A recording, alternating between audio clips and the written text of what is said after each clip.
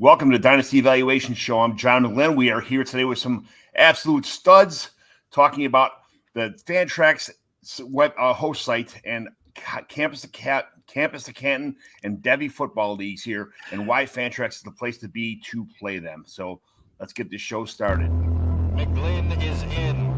I repeat, McGlynn is in. Let the fun begin. This is the Commissioner Evaluation Podcast with your host, John McGlynn. Was that Herms? He got them guests on the Rolodex, stopping by to talk about some Dynasty Superflex. Everybody, yo, Commish is in. It's time to sit down to listen to John McGlynn. Yo, who we trading, who we fading, who we getting off the squad. Knowledge never overrated, playing for number one. And yo, McGlynn is in. It's time to let the fun begin. It's the Commissioner Evaluation Podcast with John McGlynn.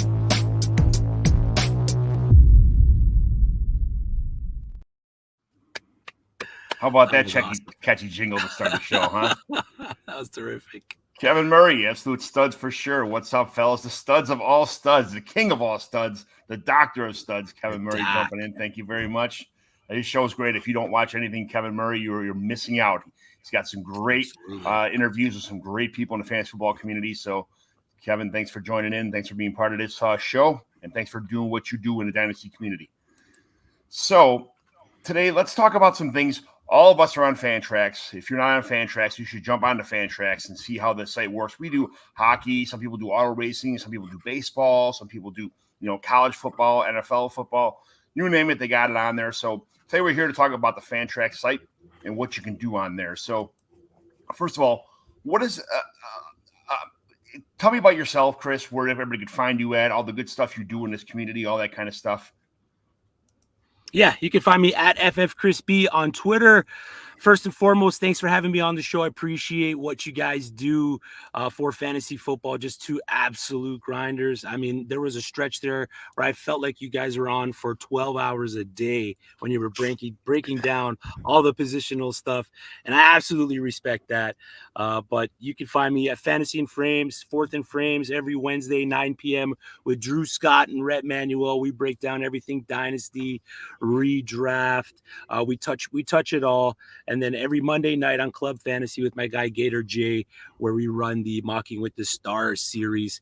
We bring on someone in this space and we mock with them, whether it's 2 QB, 1 QB. We try to broaden our mocking horizons and accumulate as many league settings as we can, man. Yeah, I like watching it. When I'm at work a lot, I get to walk around with that show playing and chime in the background. I love that show. One day I'll be able to be on that show when I get big time. But, absolutely. No, you're as big time as it gets, baby. Talk about big time. How about my co-host with the Mo-host, JT? Tell me about big time. Where can everybody find the stuff, the good stuff, man? John, you're killing me. You can always find me. IDP rankings, all my good stuff are over there. All kinds of rookie content out there at DLF. So you can always check me out there. I'm doing all kinds of IDP shows and everything on Fantasy and Frames, usually on Wednesday nights, about 10 Eastern. We usually do Shoot the Gap. Me and Jorge. We have guests on there as well. And then I'm always here with you, John, doing all kinds of stuff. Commissioner Evaluation Podcast, Dynasty Evaluation, do all that. And then my own show, The Stew with JT Brew, do a little bit of everything on there as well. You can find me here on the Fantrax. I'm not here very often. It's been a busy couple weeks. You know, with Father's Day coming up, with my work schedule, blah, blah, all kind of stuff going on. Eating cicadas on the golf course, all kind of stuff going on. It's been crazy. So I just it's been crazy. Me and JT have not been able to take care of all that. Somebody's phone's going nuts. So somebody's been able to. I've been doing all kind of stuff like that, but now I'm finally back. So JT, we are ready to talk about some host sites and what it's like to be on Fantrax itself. So is Fantrax the best site for C2C format kind of stuff? I mean, is there anything better than Fantrax? Is there? I mean, yeah. I mean, right now there is nowhere else to play. So if you want to play college football, you got to be on Fantrax. It's just the way it is. I think the updates that they've done in the last year have been drastic. They've been really good for drafting. The draft board is so much cleaner, easier to navigate. Everything as far as position wise, the different colors in the background, you can quickly see who needs what positions, where you're at. Made a lot lot more searchable as far as C2C. You can go to individual teams. You can type in a player. You can go by position. So a ton of different ways to do the draft. So if you're not playing in C2C or CFF yet, and you haven't played that, head over to Fantrax to kind of load up there. I've been in all kinds of C2C and CFF drafts. I just did one last night on Fantrax for Beat the Scholar with John Lobb. Our guy John Lobb's got a bunch of ones going out there. The St. Jude Hospital for that one. I think he's got a bunch of other ones that are going to charity. So jumped in, did a quick CFF draft last night. I don't know if I love my team or not. I went stack heavy. So it's a best ball format. So I stacked heavy with quarterbacks and wide receivers on the same team. So I better hope they put up a lot of points every week or I could be in trouble. Chris, are you a fan of stacking like that? I understand that like you get double points every time stuff happens, but sometimes I'm just kind of like, I want the best player. I don't need to stack just to kind of stack, kind of, that kind of. Some people are just going nuts over stacking. I understand you get the Dak Prescott and CeeDee Lamb, and those are some, those are just two awesome players for fantasy. Sure. When it comes to stacking, are you like one of those guys who just kind of target stacking, or just, hey, I'm just taking the best player available kind of thing?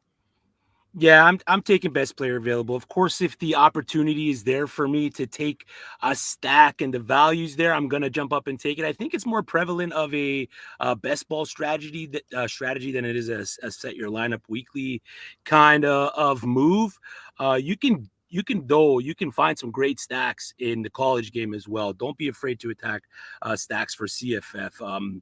When it comes to C2C, though, I'm always going to try to take best player available. I'm not really going to chase the stack too much. If I am chasing stack, though, I'll go quarterback, tight end to try to chase those points over quarterback, wide receiver in a set your lineup kind of league. If I can double up the tight end with this quarterback, I'll take that all the time. I just heard something that says like tight ends are almost completely useless in the college fantasy space. Is that true? Because like let them really score that much, but you could just tell kind of who's pro ready. Am I just talking shit right now, or is that the truth? No, man, it's kind of true. Hopefully you can find those Tito's. Eric Froton made this thing up, the Tito tight end and title only. So these are the guys that are getting those dual designation positions, whether they're tight end, running back, tight end, wide receiver. We saw it with CJ Donaldson at West Virginia, where he was labeled as a tight end, but took predominantly all of his snaps out of the running back slot and was just a cheat code. Last year was Dalvin Smith, who unfortunately just lost his tight end designation. Holden Willis is another guy. But if you're playing college fantasy, you kind of want to attack that position early because it does give you a positional advantage. Because like you said, just like in the NFL, there's that top tier of guys, and then there's that bunch of other guys that are going to be hit and miss every week. Fantasy Football Unlimited. That is Dr. Kevin Murray's site that he says Commissioner Glenn. And then Chris doing great things in this fantasy space. Yes, he is. You can see every time I turn the Twitter on, he's always on there, absolutely doing something. JT, bring back the Seattle Supersonics. Bring back the Sonics. Yes. One day that'll happen. The boss. The Grizzlies. The boss, my neighbor, my friend Nick here, a bunch of studs saying hi. What's up? Screw. Congratulations on a 1-year anniversary for Nick, for him and his lovely wife and their ever-growing family. Keep it going, brother. Yeah, John, I was going to jump in there to kind of say what Chris said on tight ends. It is really, you kind of almost want that guy that's labeled as a tight end that's really playing a wide receiver spot, something like that, or a team that's throwing the ball a ton so he's not playing a traditional tight end role, because that's the biggest part. I mean, Brock Bowers the last couple of years has been, for C2C and CFF, has just been a huge cheat code as really being a wide receiver on his team. So he's a guy who wasn't a typical tight end. So, he was outscoring all your players, not just tight ends. So guys like that are huge. You got to kind of find some of those guys. A guy that was a big one last year that ended up getting hurt and missing the whole season, that was Ronald Gosson for the Syracuse. Yeah. So he's listed as tight end. He's really more of a slot wide receiver than he is a typical tight end. He ended up missing the season last year, so a lot of people drafted him high. I've been getting him in a little bit better spots this year, just since some people forgot about him a little bit since he missed the whole year. I like the fact that McCord is there, so that was one of my stacks I went with last night. In my best ball was I went McCord and Gatson in there, and so I just kind of do that.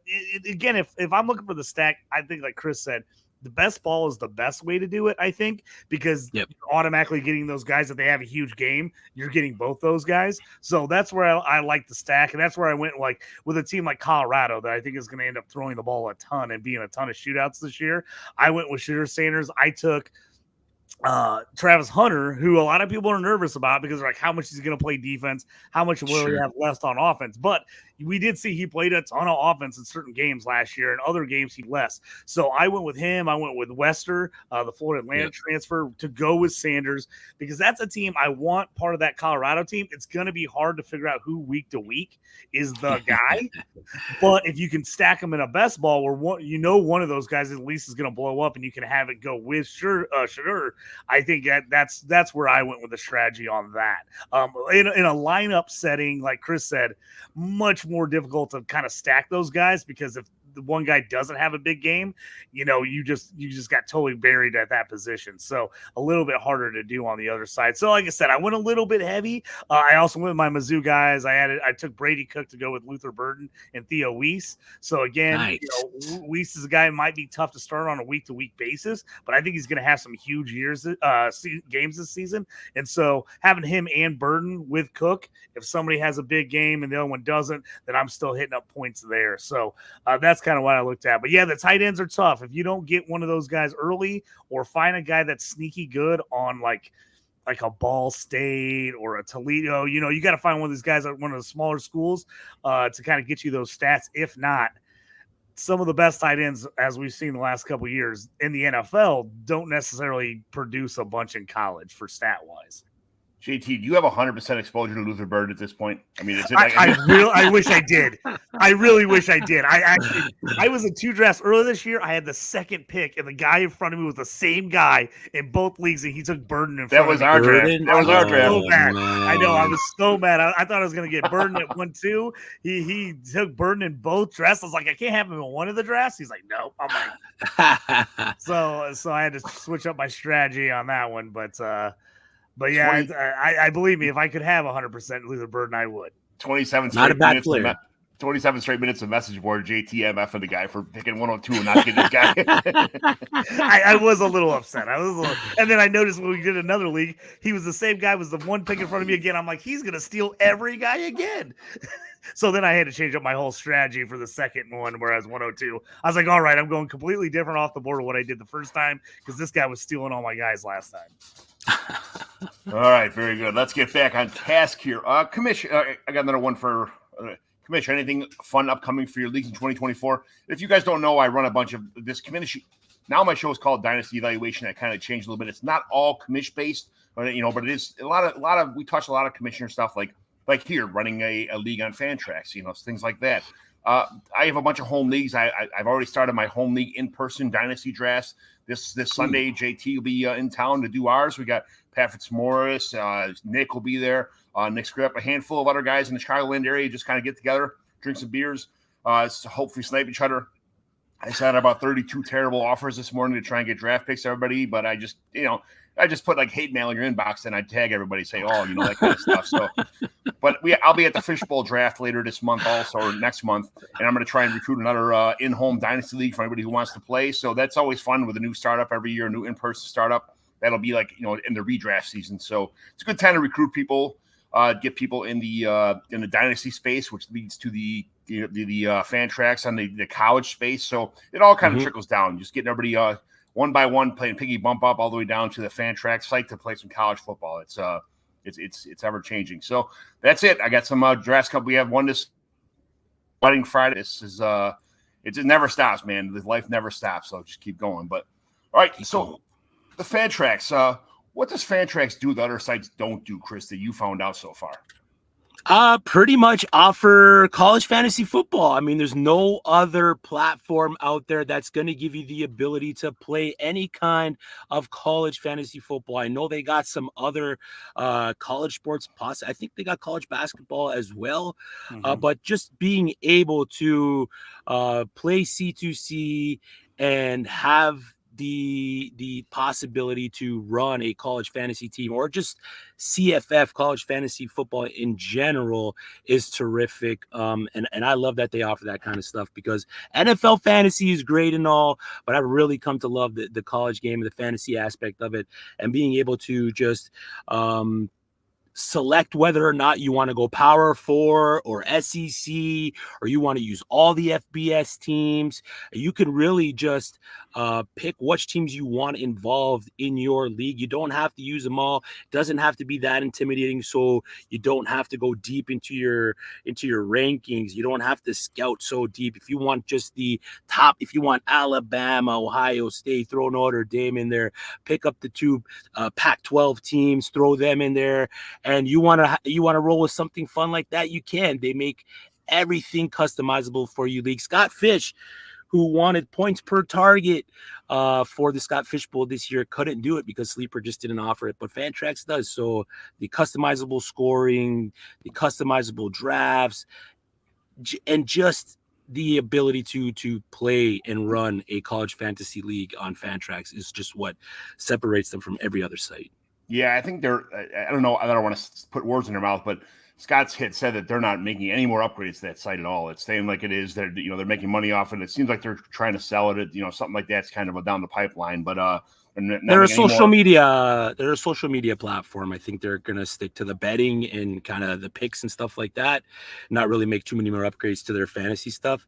And Fantrax does it on a consistent basis. They listen to the community. They kind of hear the things we like and don't like and make the changes. So one of the most awesome features that I really enjoyed that they rolled out, I believe it was last season or the year before, when COVID was really affecting a lot of these games, was that you can, because the lack of information in the college game, you can get caught if you leave a guy in that gets pulled out right away. So you can kind of set, I forget the exact terminology, but it's like emergency players. So if that wide receiver doesn't play, you already have set the wide receiver that's going to come up and take that guy's position if he's not dressed, right? Yeah, so it's kind of like an auto sub. Yeah, it's kind of like an auto sub. That's it. Yeah, it's I thought it was one of the best features they came out with. I agree with Chris.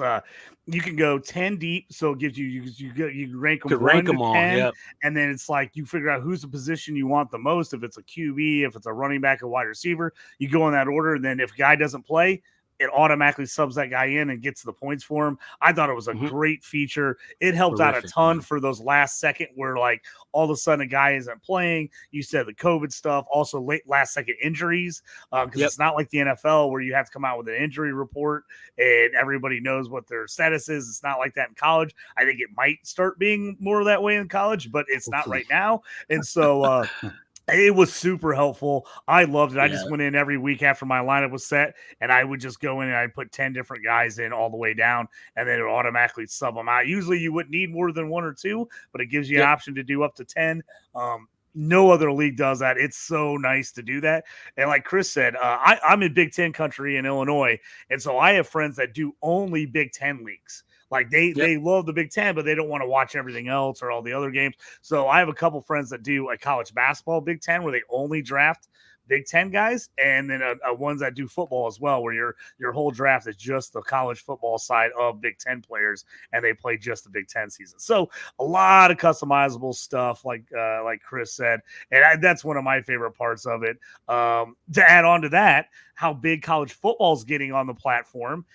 They actually added They added a Fantasy Cares Eliminator for Scott Fish Bowl this year. A college side, I'm in it. I think, Chris, you're in the one with me, aren't you? Yes, sir. I think we're in the same one. I think we're going to have a show where we kind of break that down on what we did on that. But that was great to jump in that eliminator, get to do another draft there and have that be as an option to get into Scott Fish Bowl 15 next season. So that one was awesome. I was loved to see that they expanded to the college football side for people that wanted to do that. So I was really pumped to get into that this year as well. That ought to be a lot of fun. Yeah, we had Christian Williams on last night, and the Devy Royale people, him and Kevin Coleman, they have partnered up with Fantrax to do some sites. And then on top of that, now the college football game has come back, the actual video game. People are going to be back more into college. They're going to be more in tune, not just playing Madden, but getting to know these players in college. And they're going to want to plug them into a fantasy football site somewhere. This is where Fantrax comes in. It's the only place you can do that. You can't do it anywhere else. It's something that I'm looking forward to. Getting in more and more. I'm in 3 right now. And I feel like at this point in time, I don't really want to join another league unless it has a Campus Canton league attached to it almost. That's how far I'm going down a rabbit hole with this. It catches up with you pretty fast, man. It really does. It does. John was like not going to get anything outside of his regular home leagues, and I talked him into an IDP league. I talked him into a C2C league. Now he's like full on. He's like, these are kind of cool leagues. I'm like, I know, they're so much fun. So I definitely have talked him into it. So John's going to hit his limit soon. He's going to be like, why'd you get me into so many leagues? Just wait until your first rollover day. Wait until next season's rollover day. You're gonna love it even more. How far is the flight to Chicago, Chris? You can come here. You made a home league. We draft with stickers for a Campus Canton league. How cool would that be? That would be awesome. That would be the first one ever. That would be absolutely fantastic. So, what is the pros? What is the cons? Let's get down to the nitty gritty here. What's the cons of using Fantrax? What have you found on Fantrax that maybe people from Fantrax who are listening right now can kind of say like, hey, we should implement this, or some things that you really wish there was in Fantrax you could find in Sleeper or MFL or something else like that you wish they would add? 2 things that I think Sleeper does really well, and because maybe that's how they kind of structured it. And a lot of my Campus to Canton leagues, the NFL side is actually using Sleeper, but I think it's mainly just because of the league chat. They kind of structured it where as soon as you open up that league, the league chat's there. It's very easy to find out what's going on.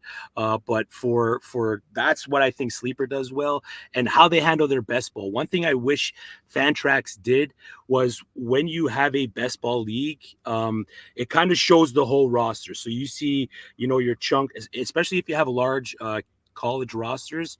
I got, maybe 15 QBs. It's going to show me all 15 QBs, all 20 running backs, all 20 wide receivers, all 5 tight ends or whatever.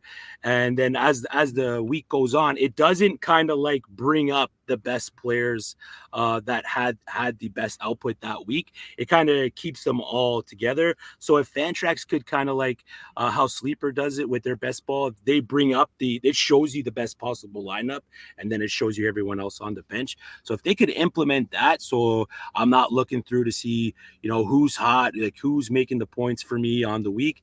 I think that's the only real con I got. The league chat's fine. I'm fine with the league chat, but I think that's the only thing we use Sleeper for really on the NFL side. Anytime you switch sites, there's going to be some bit of a difference. The aesthetics, the this and that. It's a matter of getting used to it. Learning how to make a trade, learning how to trade between the NFL and the college side, learning how to trade. There's a little bit of some things that are involved. But JT, if you had some things that you wanted to add to Fantrax, what's some things that you like? Man, it's so good, but I wish they had this. What would be some things you wish that Fantrax would add?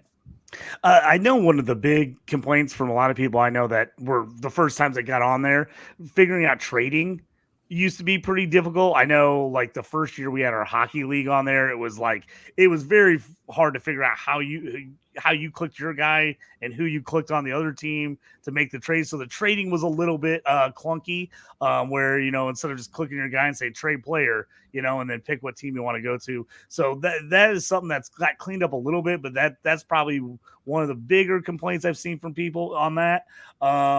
The custom, I love that that's so customizable because, like John, we talk about all the time. Me and you love bonus scoring points. We love going beyond with points per carry, points per target, first downs, all that stuff. And that's just something, some sites just don't do a good job of. You basically have their basic setup and you have like 1 or 2 options, and that's it.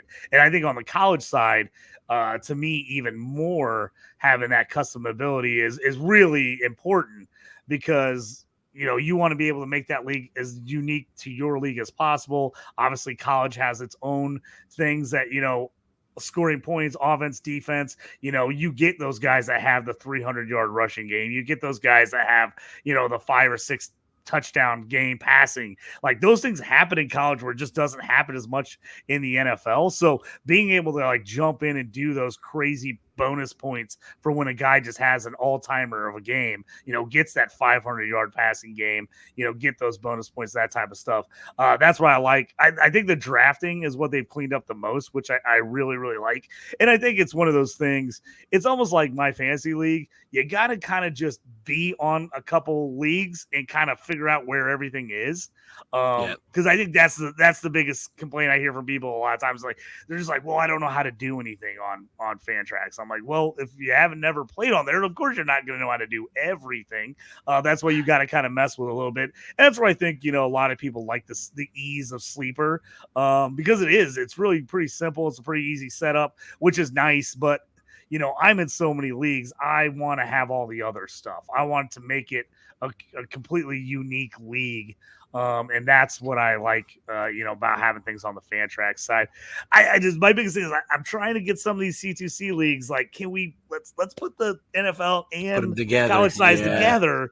And there's just been a lot of pushback from a lot of leagues I'm in. People they want to do the NFL side on Sleeper, or they want to do the NFL side on My Fantasy League, and so it would make everything kind of go together easier, trade wise, that type of stuff, instead of having to keep it on an Excel sheet. Because I'm one of those guys, C2C. I'll make cross trades between NFL and college all the time. If I like my college roster, I want to pile up my college roster. I'll trade away some of my older players on my NFL side to get a few more college picks, and vice versa. If I have a real young up and coming NFL team, maybe I'll trade away someone on college side to get me a guy that's going to help me compete on the NFL side. So that integration, I think, when I've talked to guys at Fantrax, they're like, yeah, we can do that. It's just getting people to move the NFL side over there as well. So I'd like to do one this year where I can kind of see that, so we can kind of show people, hey, here's how it connects, and that's why it's easier to leave it on this. But that's something I still gotta talk a group into doing. So far, that's one we haven't got done yet. Yeah. So on the site itself, most people obviously we're all in Dynasty here. So on a Dynasty roster, my preferred lineup would be quarterback, 2 running backs, 3 wide receivers, tight end, 2 or 3 flexes, and then a super flex position, no kicker, no defense, kind of thing like that. And probably 20 rosters, 20 bench spots is probably my favorite setup for that. What is a good site when you're on Fantrax? What is the best site you think lineup situation, the starting lineup and bench? What is the size of your Campus Canton roster should be? I'll start with you, JT. Yeah, for me, it kind of really depends on what you're doing. A lot of the ones I've been in, you've got a 30 to 40 man roster, typically on the campus side, and then same thing on the NFL side, depending on if you're using IDP or not. Typically, a lot of people don't for college side, even though you can. It's just you're going real deep when you start drafting IDP college players. So typically it's kind of in that range, because you want to have, all the ones I'm in have a pretty big starting lineup, so you're usually starting anywhere from 12 to 15 guys on offense. And partly that is because on the college side, you do have 100 teams you're pulling players from, as opposed to 30 in the NFL. So there's a lot more playable guys. So usually pretty big starting roster on the college side, and try to make it as equal as possible on the NFL side. Typically, college wise too, is you got to have enough room on your bench for injuries. Guys end up redshirting. The big one's transfers.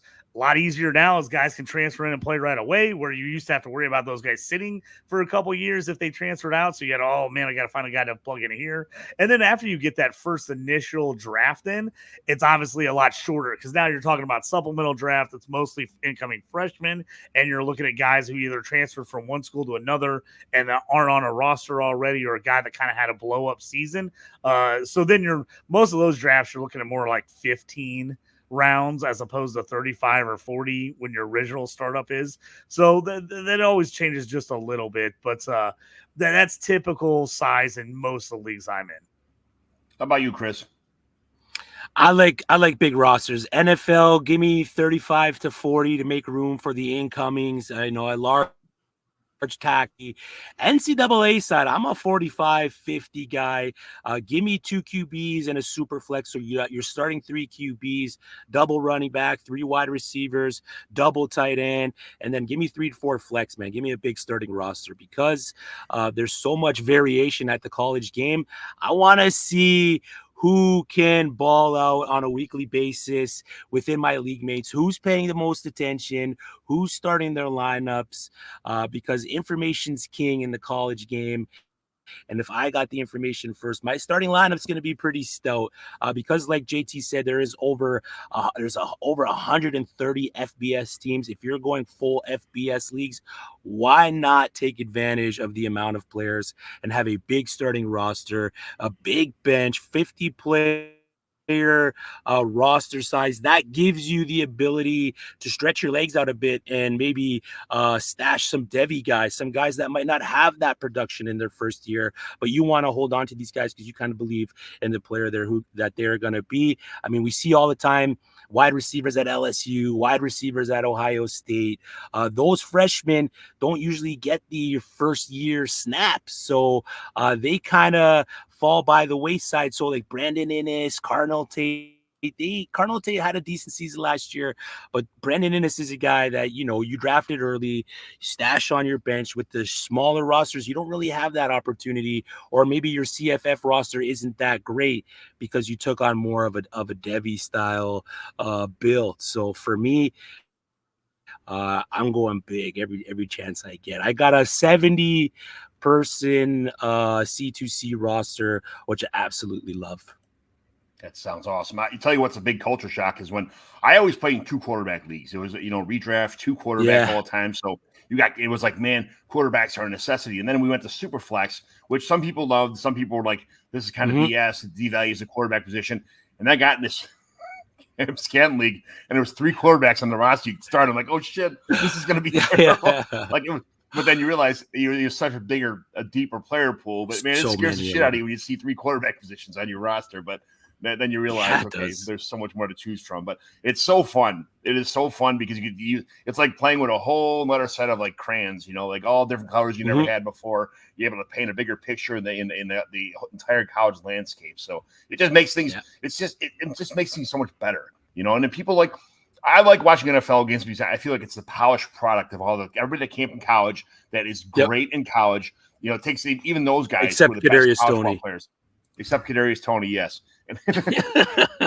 Those guys come in the NFL, and it takes them a couple of years to catch on. Minus the Justin Jeffersons, minus the Jamar Chase, a couple other guys that come in. Some of the quarterbacks are good, studs. But man, these guys in college. It's just such a different game. The pomp, all the bands and the cheerleaders and the stuff. It makes watching the game so much more fun.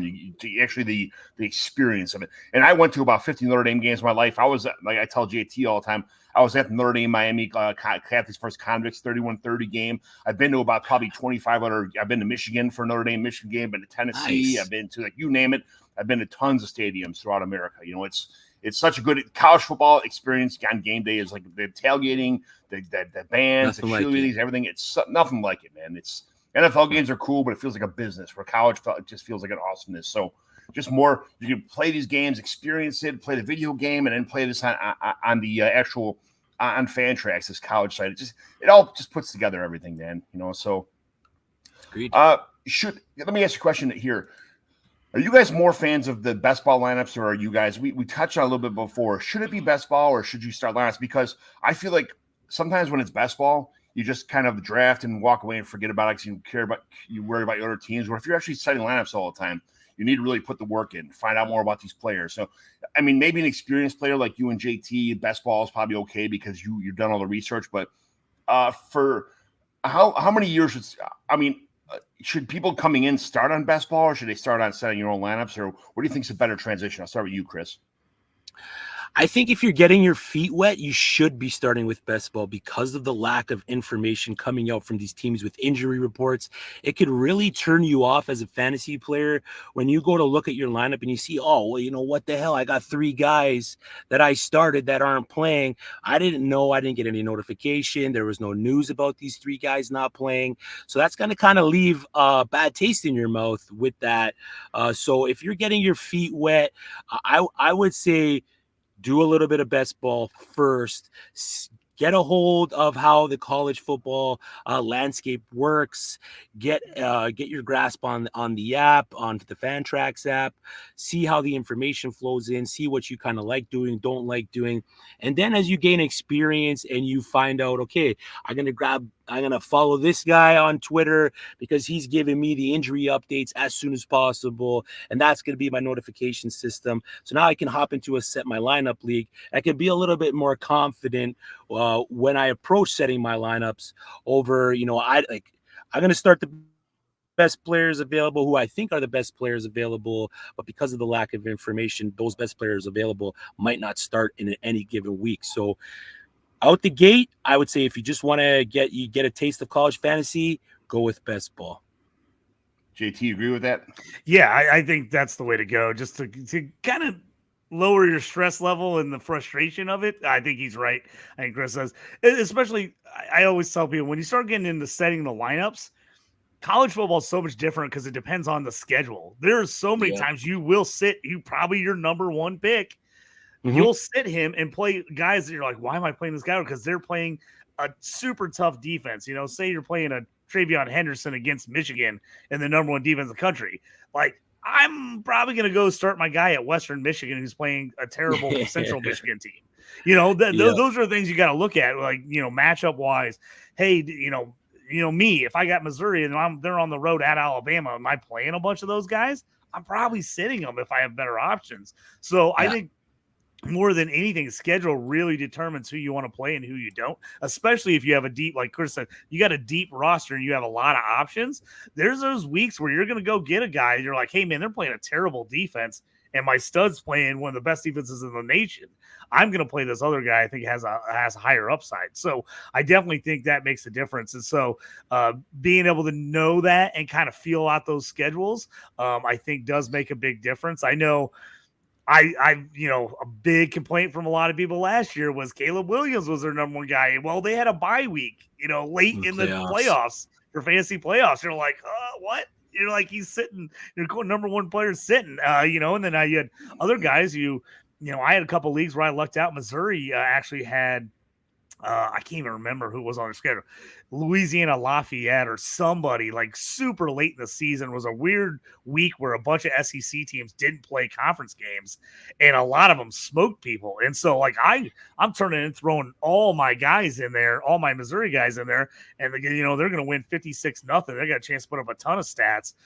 So those things make a difference, you know, in there. So I think as you get deeper into it, doing the lineup thing is nice, just because you got a little more control of your team. But I definitely think best ball is a good way to start, to where you can kind of really get to know the players and you can kind of feel it out. Like, oh, here's how the schedule is affecting. Because again, you take some of these guys at the smaller schools, you don't want to play them early. You don't want to play them when they're playing Michigan. You want to play them when they're playing their other teams in their conference. So it does, you know, switch like that a little bit. And you got to watch out for the teams that blow people out. That's another thing, is like, you know, if you're like, oh man, this team went 63-0. Well, how long did the starters play? Did they get enough stats for you in the first half before they sat them all? Because like, unlike the NFL, where they pretty much play everybody the whole game unless it's just a monumental blowout. You know, guys pretty much stay in the whole time. Not in college. They start getting other guys in there pretty quickly. So it does make a difference from week to week.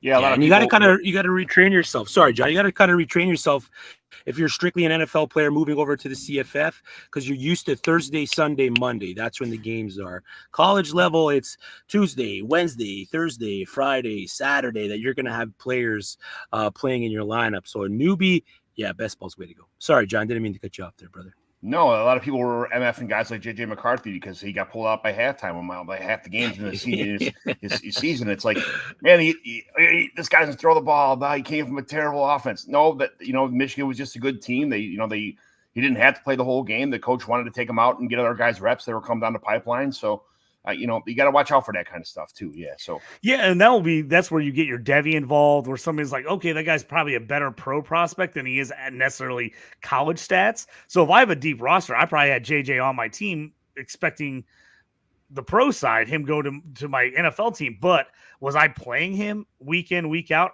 in college football? Absolutely not. Like, I wasn't playing JJ McCarthy week to week. Same thing with like Drew Allar. You're not going to play him week to week in your college football. But you know what? You want him if you got an NFL team, because there's a good chance he's going to get drafted high. So that's also where I love the college side, because you have those two different sides of things. It's like, hey, I'm trying to get the guy with the best stats. The guy with the best stats isn't always the best player.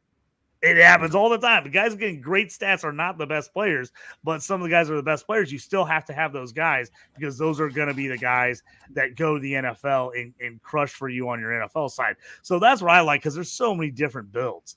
I mean, you could go and you say, hey, I want all the NFL guys, and you're just drafting guys that you think are going to be NFL studs. And then I've had teams where they're like, I don't really worry about my guys going to the NFL. I want to just load up on every guy I think is going to score me the most points in college, and I'll just see where it lands. And the other good part about it, I was going to bring this up, if you're on a guy early, you don't have to hope that your NFL team sucks to draft him. So, like, yeah. I had a ton of leagues where I've got Marvin Harrison Jr. on my team, and I'm not in a lot of leagues where my team was bad. Like, there weren't many that my team was awful while I was getting a number 1 or number 2 pick where I'd have a shot at him. But I got him on quite a few teams because I jumped on him after his freshman year.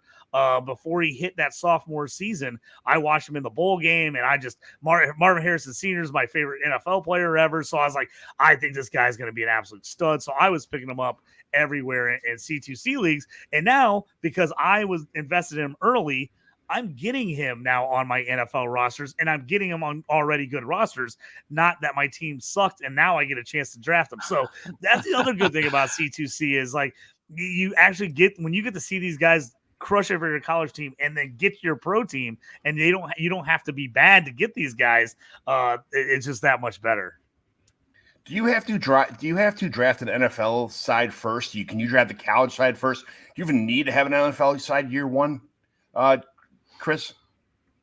No, you can approach it any way you want. You can do your NFL side first. Most leagues will draft the NFL side first and then pivot over to the college side, and then the managers adjust based on how they drafted on the NFL side, and will kind of positionally value how to approach their college side. At least that's how I do it.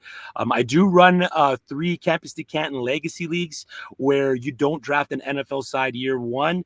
You draft a 70-person college roster in year one, and then as your players graduate into the NFL, you start building up your NFL roster. So cool. This is the second year we're getting into it. Some guys have Drake May or Caleb Williams, and then by year 5, hopefully, the way we kind of structured it, you're running a full-on, super flex Campus to Canton style league. So there's a little bit more deep diving on players, but you're reaching quite a bit as well, because you're trying to grab a little bit more of that. You want that NFL potential with a lot of these guys, but you can approach it any way you want, man. If you want to draft the college side first and then structure your NFL side based on how you drafted your college side, you can do that. It's a little riskier, but you can do it. If you want to draft the NFL side first, by all means.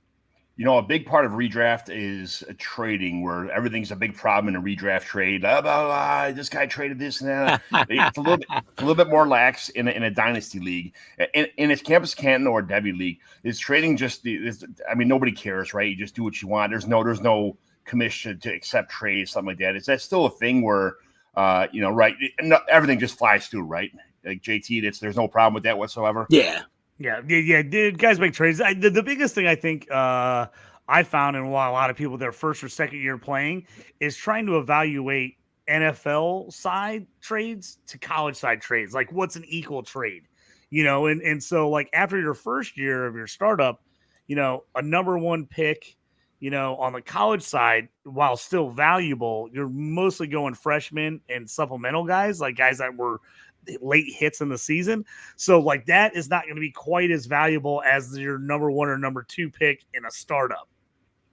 So I think you got to kind of look at those things. Same thing on the pro side. When you're doing an NFL draft and you have a campus side, you're usually only going to do 1 to 2 rounds on the NFL draft. And again, you're getting guys that like were late hits, Xavier Legette's. You're getting tight ends that were like at small schools. Yeah, like Trey Lance, Carson Wentz. Those guys are at smaller schools. Those are the guys you're getting that kind of hit. So like that first, second round NFL pick is not what a normal first, second round rookie NFL pick is, because all those big guys, like Caleb Williams, Marvin Harrison Jr.'s, like all those guys are gone. I had a couple leagues where like Brooks was a good example. Jonathan Brooks for Texas. A lot of people kind of didn't know who was going to be the man at Texas. Brooks wasn't on a lot of guys' radar, had that huge season, ends up being a second-round pick in the NFL. He was one of the top guys in most of my supplemental picks. He was like the first, second, or third pick off the board. Jaden Daniels. I had some leagues, obviously, that people were all over him, but I was in leagues that were Devy that no one had Jaden Daniels. So, we came into the rookie draft this year. Bam, he's right there. All the other guys are already off the board. They already got taken in Devy. So you will have those hits here and there. Obviously you're playing on the campus side. Everybody had Jaden Daniels because he was scoring machine. But in Devy circles, almost no one had him in Devy circles. So I think that does make a difference, kind of figuring out how you want to value those. Like sometimes I really want to load up my college team, so I'll trade some NFL guys away. But I definitely think finding that value is because in the end, you really want all those guys to be on your NFL team and you want your NFL team to be good. But because you are playing the campus side and it is money too, you don't want to just totally ignore one side for the other side because you want to win both. I mean, they're their own league, really. So kind of figuring out how those go. And I think always the NFL guys are always a little more valuable. Typically, just because they already are in the NFL, they're going to hit. College guys sometimes, they might be good on your college team, but you just never know until those guys actually are in the NFL. Like, are they going to hit for a long time in the NFL? You just don't know. So you're taking a little more chance on the college side. Chris, let me ask a question here. We got 15 minutes left, so I'm going to try and shoot through some questions here. How do you replenish your roster every year? Where does the supplemental draft? How many rounds is it? And is it just incoming freshmen? How does that work? Yeah, you can do just an incoming freshman supplemental draft. Most drafts I'm in are 10 to 15 rounds, are returning production players, so players that maybe weren't on any rosters on the college side, and then true freshmen. Some leagues I have valued the true freshmen, picked the true freshmen where they should be picked, usually in the first 2 to 4 rounds, and then you start really attacking the college fantasy guys. And then some leagues I've been aggressive and strictly picked college fantasy players because I felt like the Devy roster that I had already was pretty solid, so I didn't have to try to reach up and grab some of these Devy guys. So supplemental draft is the incoming freshmen and the returning production players.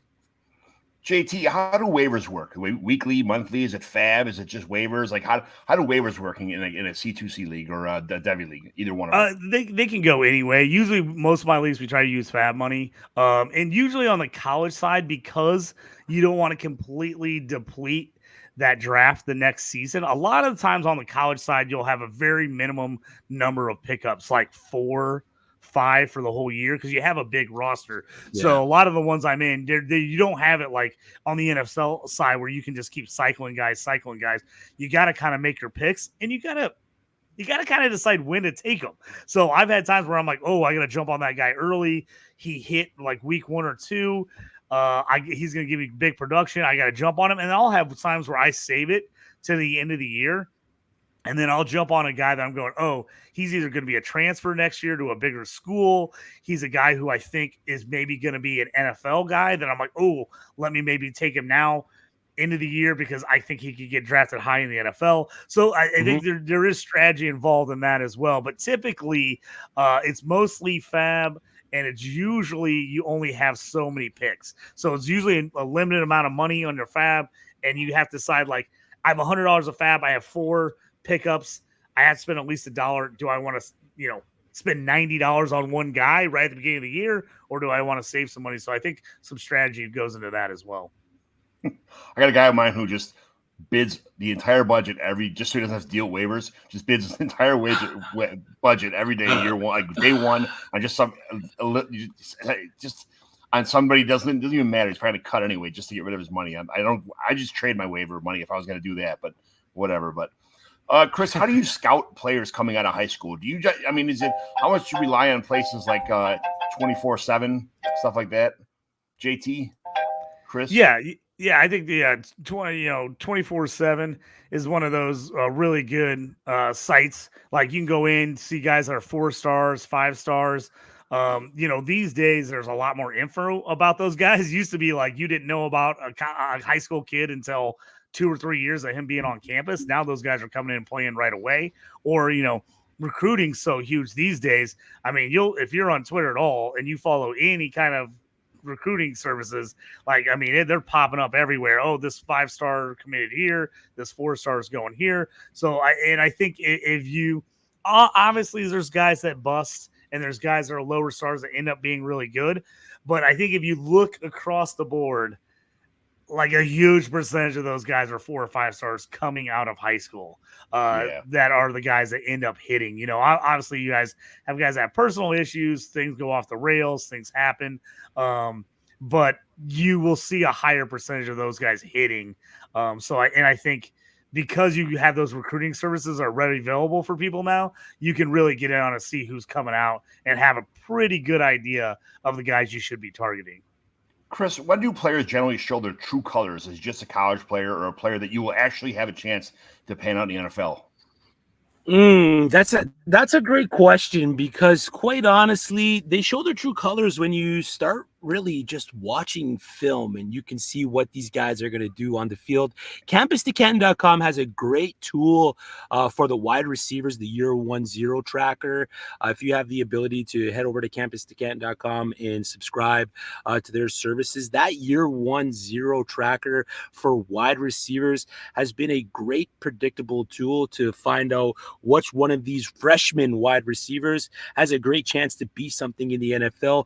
What they do is they set these statistical thresholds for all the incoming freshman wide receivers. I mean, they're not like exponentially large goals that these guys have to hit. They're like just minimal goals, like a certain amount of targets, certain amount of yardage. Maybe they're active in their return game, and they have to hit a certain amount of these points in this model. And this model has been proven to help predict, at least for the wide receivers, how successful they're going to be in the NFL. So for me, like that's what I'm going to use when it comes to that, man. Just trying to find different avenues to try to help me out. Yeah, I mean, in the NFL, you see this yards per route run or yards per separation, and you watch college, and some guys are open by like 17 yards. It's like, wait a second. If this is really the level of the level of competition varies so much in the college game that some things that efficiency metrics are going to tell you might be a little bit facetious with those numbers, right? So, quite honestly, if you have the opportunity, if you can, what I do is everyone knows the top 10 to 15 guys. If you can get to I start at the back and then just start grinding film from On3, Rivals, 24/7, and on for some of these back end wide receivers, running backs, and tight ends.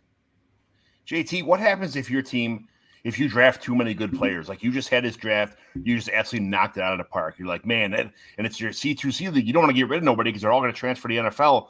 But at some point in time, like, do you ever have that problem where you just nail the draft and every player just is panning out to be this awesome stud? I mean, what do you do there? That's why you want to have the big rosters, and that's where you really have to look at who you're playing every week. I mean, I had a pretty stacked team in one of my C2C leagues the last couple years, and it was like week to week, I'm like, do I start, Frank Gore Jr.? Do I start, Davis? Do I start there's some of these guys, and a lot of times it would come down to matchup. Who are they playing against? How good are they against the run? Because you do get those weeks where, man, it's brutal to see that guy sitting on your bench with 35 points because he had a monster week and you didn't play him. So it does happen, but I'd much rather have a team where I'm like trying to figure out who to start because my team's so good, as opposed to looking at it and going like, oh my God, who's not going to score me 0 this week, and trying to figure out how to put someone in that's going to score points because my team is so weak. Yeah, I hear that. How long does it take to rebuild a shit team? Like, Chris, let's just say your team just went to shit like year one, man, the opposite side of the spectrum. Now you got these freshmen, sophomores, juniors coming in who, maybe are 5 stars or 4 stars, and maybe some got hurt or, they got out of the league or something happened, and all these guys you had banked on just kind of like they're not there anymore. Man, what does it take to start grabbing a shovel and redigging that trying to get down to find gold again in your college league? It's going to take some aggression. It's going to take some cojones, but to rebuild your college side, it might be a little bit easier than rebuilding your NFL side because of the amount of returning production players that are in the pool in your supplemental drafts. The NFL side, you kind of have to hope that you bank on some of these Devy guys hitting, trade away some of your older NFL assets and move them for some guys that you may deem to be valuable Devy assets. If you can do that, if you can start stacking some valuable Devy assets by moving some maybe higher profile NFL guys, you got a better shot. You got a better shot at winning the lottery with a handful of tickets over one ticket. So if you're rebuilding in C2C, it gets a little tricky because a lot of the top end guys are already gone. And then to trade for Caleb Williams last year, if the contender has him, I mean, he's going to be looking for something nice too. So you want to try to get on these guys on a ground level so you don't have to overpay to try to expedite your rebuild. It's a little trickier than in your standard dynasty league because you don't have that constant influx of incoming rookies every year. You're banking on the freshmen. JT, you got 1 minute here, okay? Who's your favorite non about to go to the NFL player? Quarterback, running back, wide receiver, tight end. Who's your favorite player? Like, let's say, like freshman, sophomore kind of area. On the college side? Yes, on the college side. Oh man, you're getting me hard. Like I said, I love Luther Burden. Everybody knows about him. Ted McMillan from Arizona was one of my favorite guys coming in last year. That really hit, and he was just a guy was on my radar. I was grabbing him where I could. I was a big fan of him. Running back. Travion Henderson's a guy that was everybody's RB1. He's kind of fallen off with Quinshon Judkins transferring for Ole Miss to Ohio State. A lot of people are like, is he going to get a ton of stats? So if you're in a C2C league, Devy, I think he's still pretty high. But if you're a C2C, I've seen him fall in drafts because people are worried about how many carries he's going to get splitting carries. So he's a guy like Ashton Jeanty from Boise State is a guy is super underrated. I think he could be a very good NFL player, but I think he's going to smash in C2C this year in CFF leagues. So those are some of those guys that you can find that maybe are on the big time programs and that will actually still have a shot to be in the NFL, but will crush against some maybe not as good competition on the college side. You had mentioned yesterday in one of your tweets about what's his name? Caden Fagan from Illinois. Caden Fagan, yep. Dude, so he's another kid. He was a small town kid from around me. He's about 30 minutes south of me, a 1A school. I mean, tiny school. He's one of those guys, if he would have went to a big time high school, he would have been a monster recruit, but just so few people knew about him because he was playing against he was bigger than every lineman on any team they played. 6'3", 221. That's big enough to be he's a monster. So he's a kid I knew about. So I would take on him as a freshman, and I was getting him and stashing him in a ton of leagues where most people hadn't really heard of him because he was like a 3-star. Some recruiting search had him as a 4-star, but he was a real unknown. So that's one of those guys that, like, hey, especially if you follow certain college teams, you can kind of find out about some of these guys just by following your local beat writers and stuff. But he was a kid. They're like, we're lucky we got him. We knew we probably wouldn't have if he would have been somewhere else where more schools would have been on him. So, yeah, he's a guy I love. Illinois pounds the rock. That's just what they do. They love to run the ball. And, Chase Brown was there the last couple of years. They split some carries last year between 3 different guys. I think he's the man this year there. I think he has a chance to have a really good season. And I just think he's one of those guys that's got NFL potential. Here's the thing. When you go around when you're playing in high school in some Division I or, Illinois, first of all, which isn't the best like college recruiting place in America, but you get a guy who's that big, and he's running behind 5'9", 185 pound guards. The next thing you know, he's going to U of I, and these guards are 6'6", 247, 270 pounds. A little bit of a different game. Now, if this guy starts running into people's backs and doesn't see the holes and can't hit out wide, then you'll know right away that this guy's going to be just a college player. Probably isn't going to make the NFL, right?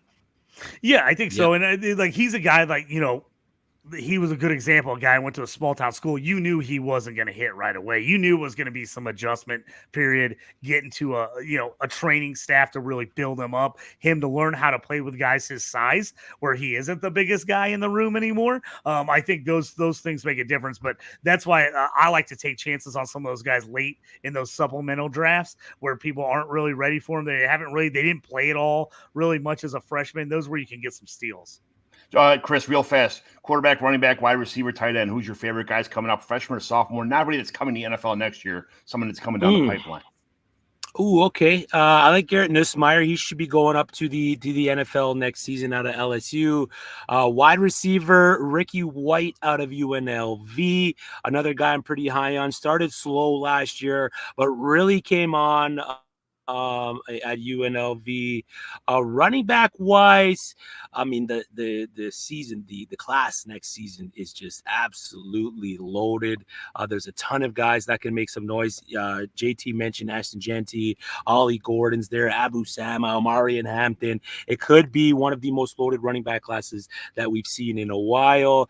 Tight end is a little dicey right now. I know you got your guy John and Colston Loveland in Michigan that I think is right now being regarded as the tight end 1 in the class in terms of fantasy. So those guys across the board that I'm really interested in, I'm really targeting. And then a wide receiver out of Alabama, originally signed in Michigan State, transferred to Washington last year, moved with the coach there, his name, I'm drawing a blank right now, but he's in Alabama, was the Washington head coach last season. He was actually the coach that recruited him. He did sign the letter of intent to go to Washington. That's Jeremy Bernard. He's in Alabama now. He found some playing time with players like Rome Odunze, Jalen Polk, and Jalen McMillan on the field last year. So now that he's going to be the number 1 guy. No, Jeremy Bernard, the coach. The coach. The coach. I'm Damer. Yeah, you got it. It's just drawing a blank there. But so for Jeremy Bernard's another guy that I have no hesitation drafting in my Devy leagues at all because I think he's just a special dude. All right, we are at an hour, and we were promised less than an hour, but it's an hour 1. So, Chris, thanks for being here today. Tell everybody where they can find you, all the good stuff. Absolutely. Thanks for having me. At FFCrispy on Twitter. I got a PhD in Fantrax. So if you have any questions about just navigating the app or the website, don't hesitate to reach out to me. I will answer all your questions. I pretty much know that app inside and out. You can find me Wednesday nights, 9 p.m. on the Fantasy and Frames Network on 4th and Frames with Drew Scott, Rhett Manuel, and every Monday night with Club Fantasy with my guy Gator J, where we do Mocking with the Stars, man. Yeah, JT. Exactly. Yep. You find me at JT Orange on Twitter. Just hit up. I pretty much retweet all my info, all my podcasts, all my articles. So if you head over there, you can follow me and follow all my content. John McGlynn 75 on the X. I have the Dynasty Evaluation. I'm on Fantrax, trying to put more stuff on here in the upcoming. I'm going to try and be a regular on here, and then Fantasy and Frames. Life's been coming at pretty busy this summer, which I didn't expect. A lot of work, a lot of stuff. Some guys hurt at work, covering extra hours, all kind of stuff like that. Excuses are excuses. I'm going to try and put more stuff out. Fantasy and Frames, Fantrax right here. I'm still drafting in 4 leagues right now. So, hey, let's get it going. But guys, thanks for playing. Thanks for being here. Thanks for watching. Any of these guys, any of us Fantrax related questions, if you want to jump in, we'll hit you up, set you up at a league. There's always people looking for, a couple extra orphan owners or just brand new startup guys. Hey, we're more than happy to be here for you. Thanks for being here today on the Fantrax Network. Talk to you later.